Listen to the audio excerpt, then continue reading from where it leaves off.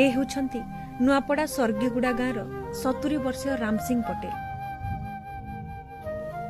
वर्षे नुहे कि 2 वर्ष नुहे 10 वर्ष हेब जंत्रणारे हेउछंती छटपट। बेकरे झुली रही 3 किलोर मांस पिंडुला आउ अर्थाभावरू होई पारुनी चिकित्सा। अधा रास्तार हाथ छाड़ी आरपारी को चलीगले पत्नी जमुना। से दिन ठारू निज डंगार निजे नाउरी साजी जीवन जंजाल छंदी हुई पड़िछंती राम सिंह।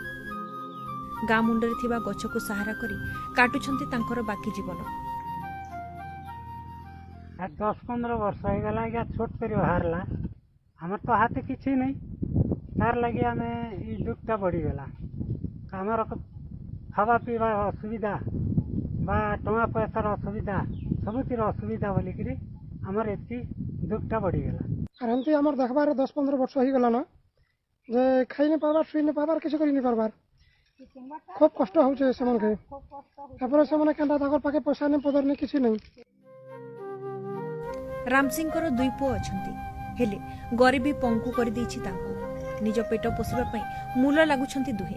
तेणु बापांको चिकित्सा करिबा असंभव होई पड़िछि तांको पक्षरे। राम सिंह को आशु आरोग्य कामना करी आम ईटीवी टीम पहुंचीथिला बोडेन गोष्ठी स्वास्थ्य केन्द्र रे।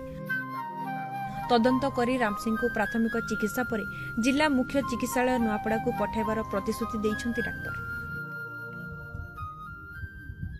एही जिनसटा आपण मान द्वारा मु प्रथम थर पई मो नजर को आसला। आज पर्यंत से हॉस्पिटल आसे ना आज आपण मैंने कहते तो ठीक अच्छे तार कॉन्टैक्ट नंबर सब आम रखू तापर डकईकि आम हॉस्पिटल को एटा तो तार थायरॉइड रे किसी गोटे प्रॉब्लम अच्छे थायरॉइड नोडुल टाइप लगुच मालिग्नाट भी होता है बिनाइन भी होता है तो ताकू बायोप्सी भी करिया पड़ो ऑपरेट भी करिया पड़ो बहुत बड़ हो गलानी।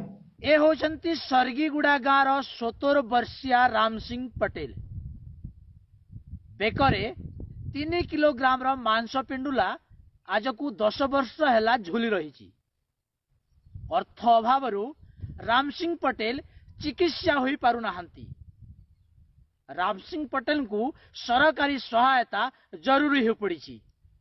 नुआपड़ार मोतीलाल बाग, ईटीवी न्यूज।